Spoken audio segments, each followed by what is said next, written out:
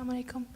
Last week you mentioned people that are spiritually deluded on their spiritual state, and yesterday we mentioned the ayah of those who can't see, can't hear. So can you please share some advice on what we can do to make sure we're not of those people? Well, I think all of us are going to have blind spots. All of us are going to have some levels of, delusion. I think it's part of the human condition. If the veils were lifted, most of us, as Imam al-Ghazali says, if the veils were lifted, we would be wandering in the forest saying, Subhanallah.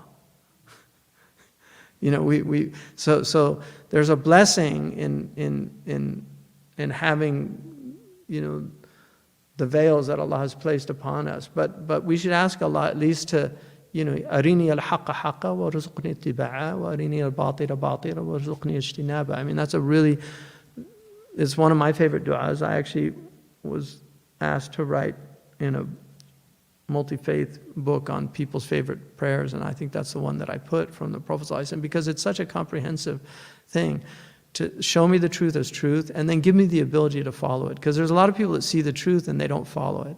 And show me falsehood as falsehood, because a lot of people see falsehood as truth. And give me the ability to avoid it. So we just ask Allah. And like I said, prayer on the Prophet is a really powerful way of yuhaddib an-nafs, to do prayer on the Prophet ﷺ, to remember the Prophet ﷺ, to try to implement, take on sunan slowly, but take them on. Try to do the different sunan throughout your life. Just add sunan and try to keep them as prophetic practices. The occasional prayers that we just did, those are really beautiful ways of just remembering God. And they're not easy to practice. As somebody who really does try to practice them as much as possible, that you forget.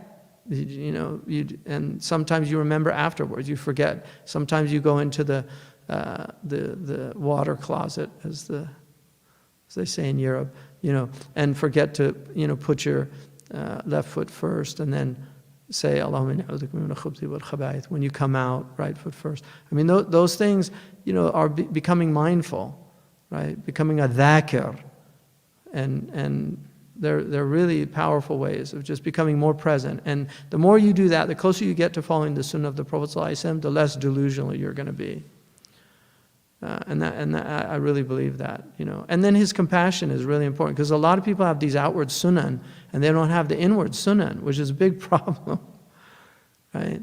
Just to have the inward sunan of humility and also shafaqa, rahmah. I mean, he's rahmatan lil alameen.